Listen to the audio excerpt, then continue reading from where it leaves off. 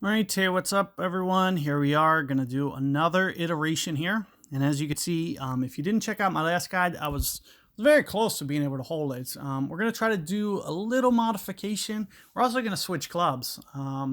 With as much excessive topspin as we have, or top wind as we have, I'm going to just go sniper here and just assume that, I'm going to have plenty of club without needing to go in power.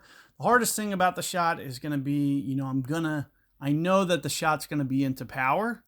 So I'm just going to kind of have to predict about where the ball's going to land excessively down, which is okay. I'm okay doing that. I've been able to get this for double eagle a couple times because it just kind of gently rolls down the hill. It's almost kind of like a funnel. So it's a very holeable hole. And you'll see, opponent there brought Kingmaker. Does make a little bit tougher when you do that. So you'll see, and this is actually a very easy shot when you have a Pock 6, for example, because you can just kind of crank this backspin up and you can kind of get just a little bit more aggressive towards the top edge. And then we'll just use just a little bit of curl as well. Now, what I'll typically do for the adjustment here, at 1.5 per ring, that's typically here. But since we're excessively into power, I'm going to go about 9 rings here. So 9 rings, a little bit of curl.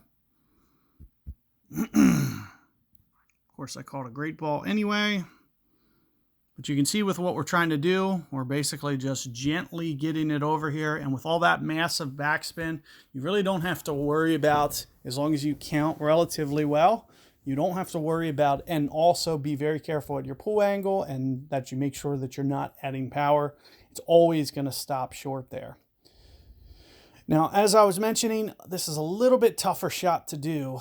And you can kind of see my opponent's kind of disadvantage here. First off, they didn't get quite as aggressive as me with their tee shot. And then additionally, they only brought Kingmaker as opposed to the Berserker. So you're getting to see kind of case in point here as to why I'm doing what I'm doing.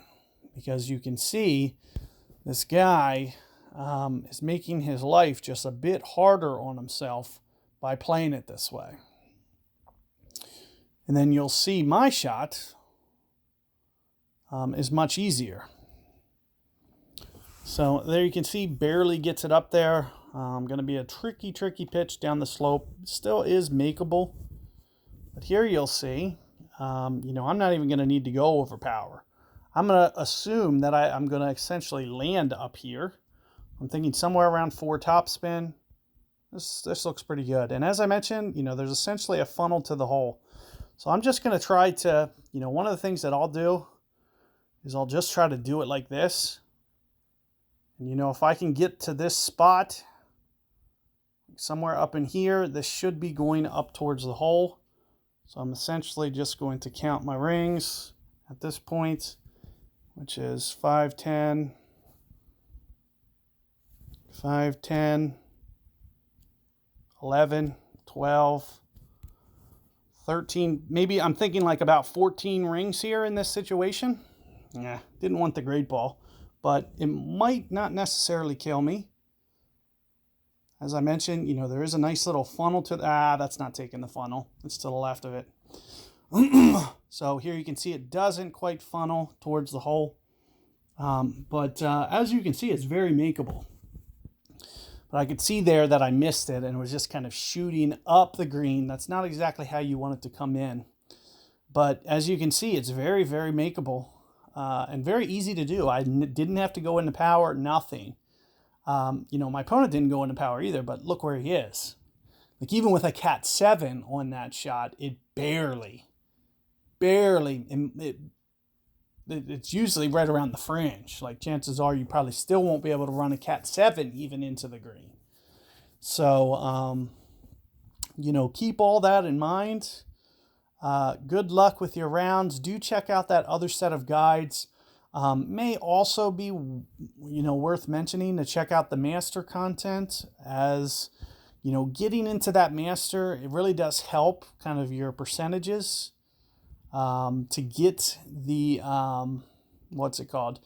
Tournament chests that have like the, you know, statistically speaking, you're going to get more Epoch chests, more Cataclysm chests. The only problem is, you know, it's a little bit tougher to win those tournaments. But, you know, even if you're getting it, you know, 10, 15 cards at a time, it's much better than getting it 0% because you played it expert and then your chest was a whole bunch of castaways and stuff. You won't even get castaways in master. That's kind of the advantages to going up, is you don't have to worry about kind of those crap chests. You at least get something reasonable. Whether or not, you know, it's something that you're looking for, that might not be the case.